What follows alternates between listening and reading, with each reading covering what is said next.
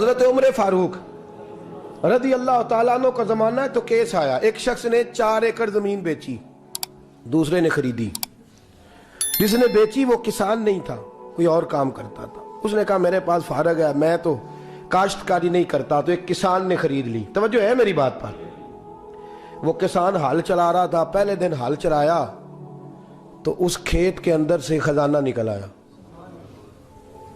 کھیت سے خزانہ کس کا ہے یہ؟ جی بھائی جی دی سڑک لنگ جائے نا وہ آتا ہے اور میں دیڑی نہیں تسی بیانہ واپس لو۔ اب تو سڑک گزر گئی ہے، مجھے تو پتہ ہی اب چلا ہے کہ یہاں ہاؤسنگ سوسائٹی آنے والی، میں تو نہیں دیتا ہی، رکھ لے آپ۔ کیا نکل آیا؟ ہیرے جواہرات چاندی لال نکل آئے۔ اب اٹھا کے نا وہ شخص نکلا ہے وہ رکھ لیتا، سنبھال لیتا، کیا ضرورت تھی؟ ویسے بھی لوگ تو پیسے بتاتے ہی نہیں کتنے۔ اٹھا کے نا وہ خزانہ تو جس نے بیچے تھے اس کے گھر چلا گیا، کہنے لگا میں نے زمین خریدی تھی، خزانہ نہیں خریدا تھا، تیرا ہے، تو لے لے، تیرا ہے، رکھ لے۔ وہ بھی صحابی رسول ہے، میرے نبی نے دنیا کی محبت کھینچ ڈالی ہے دلوں سے۔ وہ کیا کہنے لگے؟ کہنے لگے میں نے تو 4 ایکڑ سے بڑی مشکل جان چھڑائی ہے، تو اب پھر دولت لے کے آ گیا ہے۔ اس نے کہا یہ تیرا ہے، تو ہی رکھ، میں نے زمین بیچی تھی تو جو اس کے اندر تھا وہ سارا ہی تیرا ہے، بیچ ڈالا تھا۔ کہنے لگا نا میں نے زمین خریدی ہے، خزانہ نہیں خریدا۔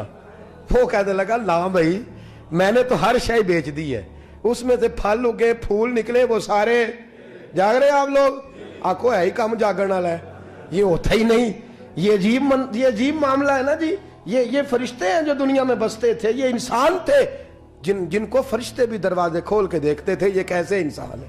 اب مقدمہ حضرت عمر کے پاس آ گیا، توجہ ہے میری بات پر؟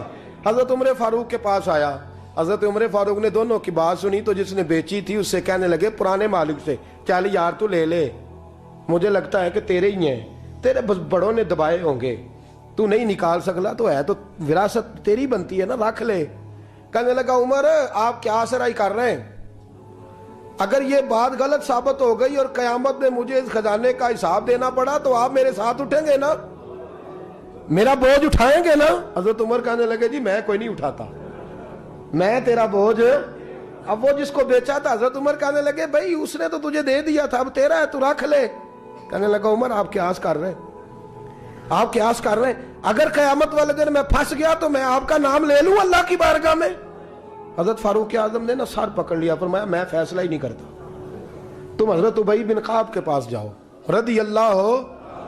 حضرت ابی بن کعب کے پاس آئے اور آ کے ان دونوں نے کہا حضرت جی ہمارا ایک کیس الجھ گیا ہے۔ فرمایا وہ کیا؟ صحابہ وہ صحابہ تھے جن کی ہر صبح عید ہوتی تھی، خدا کا قرب حاصل تھا، نبی کی دید ہوتی تھی۔ حضرت ہمارا کیس الجھ گیا، حضرت عمر سے فیصلہ نہیں ہوا، آپ مہربانی۔ فرمانے لگے وہ کون سا کیس ہے جو عمر فاروق سے فیصلہ نہیں ہوا؟ وہ کون سا کیس ہے؟ کہ حضرت جی یہ معاملہ ہے، توجہ ہے میری بات پر، یہ والا معاملہ ہے کہ اس نے بیچی ہے جگہ، میں نے خریدی ہے، اب خزانہ نکل آیا، میں کہتا ہوں تیرا ہے، یہ کہتا ہے نہیں تیرا، میرا میری نہیں۔ جی یہ کون سا دور ہے؟ بولے نا وہ کون سا دور تھا؟ خیر الناس من ینفع الناس، لوگوں میں بہتر وہ جو لوگوں کے لیے نفع بخش۔ یہ کہتا ہے خزانہ تیرا ہے، میں کہتا ہوں نہیں، تو کون سا دور ہو گیا؟ تیرا تیری کا۔ حضرت سیدنا ابی بن کعب رضی اللہ تعالیٰ عنہ نے سر جھکا لیا، کہنے لگے میں فیصلہ کیا کروں، میں بہت بڑا قاضی ہوں پر یہاں میں بھی الجھ گیا ہوں۔ اب فیصلہ سنو، خوبصورت فیصلہ۔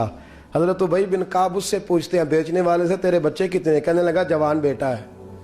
خریدنے والے سے کہتے ہیں تیرے کتنے بچے ہیں؟ اس نے کہا جوان بیٹی ہے۔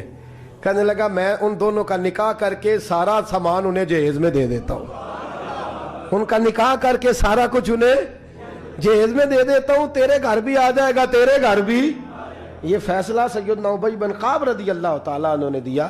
لوگ رو رہے تھے، کہہ رہے تھے کیا بات ہے اس فیصلے کی، کیا بات۔ ایک نوجوان تھا مینا کے بازار میں، دوڑا جا رہا ہے، ایک بابا جی اس کو ملے، بزرگ، تو ان بزرگوں کے اس نے، توجہ ہے میری بات پر آپ، ان بزرگوں کی تھیلی اس نے اشرفیوں والی چھین لی، چھین کے دوڑ گیا، کافی آگے چلا گیا تو گر گیا، جب گرا تو نظر آنا بند ہو گیا۔ لگاؤ اللہ کے ولی کی بے ادبی ہوئی ہے اس لیے نظر آنا بند ہو گئی، بے ادبی ہو گئی، بڑا پریشان ہوا، سخت آزمائش کا شکار، کیا کروں کدھر جاؤں؟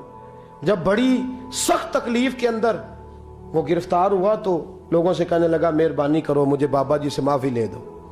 گرا جو ان کی نگاہ سے وہ سنبھل نہیں سکتا. اللہ والوں کی بے ادبی اللہ کو بڑی ناپسند ہے. اللہ والوں کی بے ادبی اللہ کو بڑی ناپسند ہے. اس سے ضرور بچیں. اللہ تعالی ہمیں بچنے کی توفیق عطا فرمائے.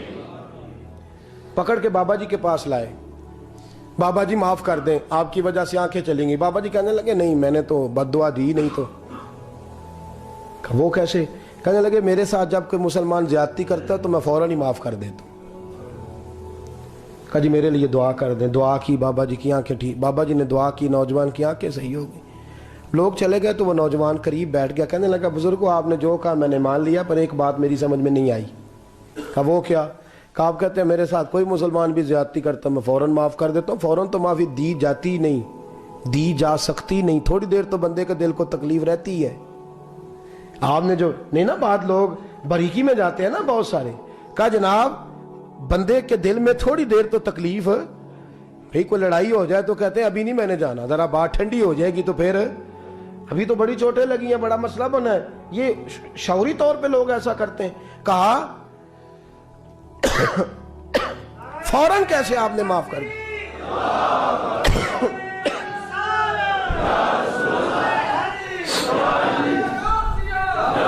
کہا فوراً کیسے معاف کر دیا؟ تو بابا جی کہنے لگے مجھے اپنے نبی سے پیار ہی بڑا ہے صلی اللہ علیہ. ہم عشق کے بندے ہیں, کیوں بات بڑھائی ہے, محبت بڑی ہے رسول رحمت سے, پر میں کیا بات ہے. بابا جی کہنے لگے میں نے حضور کی ایک حدیث پڑھ لی ہے, اب جو مسلمان بھی زیادتی کرتا ہے میں فوراً معاف کر دیتا ہوں. کہا وہ کیا حدیث؟ سنیں میرے دوستو, اور بزرگوں کی سوچ دیکھیں کہاں تک جاتی ہے. اور بزرگ کہنے لگے اللہ کے رسول صلی اللہ علیہ وسلم نے فرمایا ہے کہ جب تک میرے سارے امتی جنت میں نہیں جائیں گے میں بھی نہیں جاؤں گا. جب تک سارے نہیں جائیں گے میں بھی.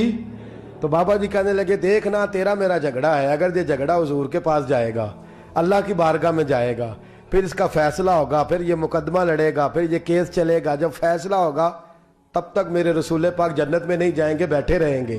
تو میں اپنے نبی کو تکلیف تو نہیں نہ دے سکتا, میں اپنے رسول کو بٹھائے رکھنے کی آزمائش تو نہیں نہ دے سکتا.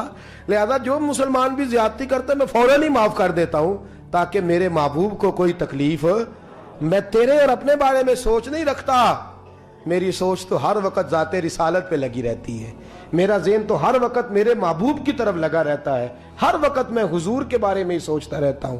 ملی سوچ اپنائیں, قومی سوچ اپنائیں, زندگی میں وہ والے کام کریں جس سے قوم کو نفع حاصل ہو, ملت کا جس میں فائدہ ہو.